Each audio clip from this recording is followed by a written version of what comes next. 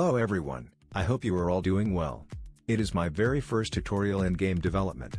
Let's get into it without any further delay. Let's start with creating a new PBR shader graph.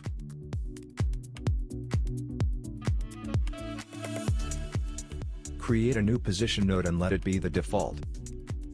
Create a new camera node and subtract with position node.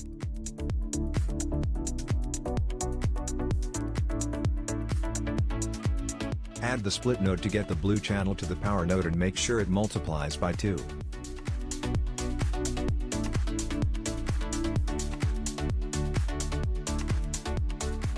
Create another multiply node. Before doing anything, just create a vector 1 in the properties and rename it something like curvature and change the reference ID. Now, drag and drop the curvature value to the multiply node. Create a vector 3 node from the multiply node in the y value as Unity has y-axis as upside down. Duplicate the whole set and connect the last multiply node to the x-axis in vector 3 to apply the turning function.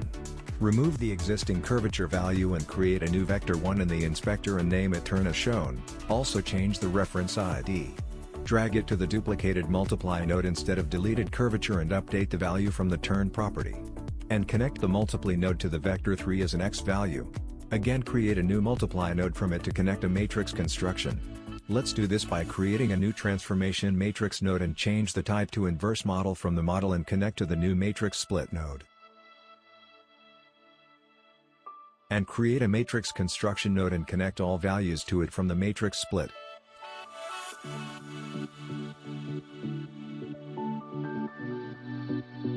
Finally, connect the 3x3 to the multiply node. Create a new add node from the multiply node. Create a new position node and change the type to object from the world. And connect it to the add node. That's it, link the add node to the vertex position and save the changes. Now, get back to the Unity and create a new C# script, something called curved world. Let's open it up on the Visual Studio and remove the default function as we don't need it as of now. Create 2 float values for curvature and turn.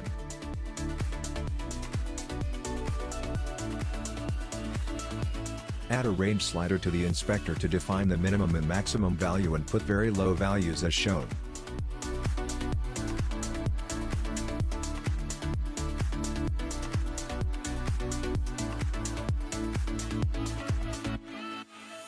Also, create a list of materials which going to handle curvatures and turns dynamically as per the input. Create a private onValidate function and create for each loop inside.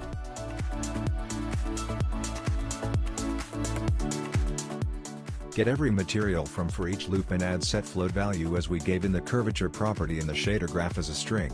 Do the same for turn as well.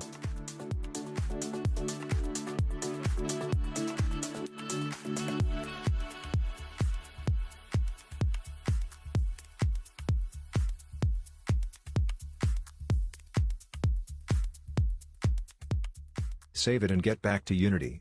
First of all, change the shader of the materials which going to affect curvature and turns. Now, add the curved world script to any game object, in my case, the main camera. Drag all applicable materials to the list of materials. Whoa, that's it. You can curve or turn the world.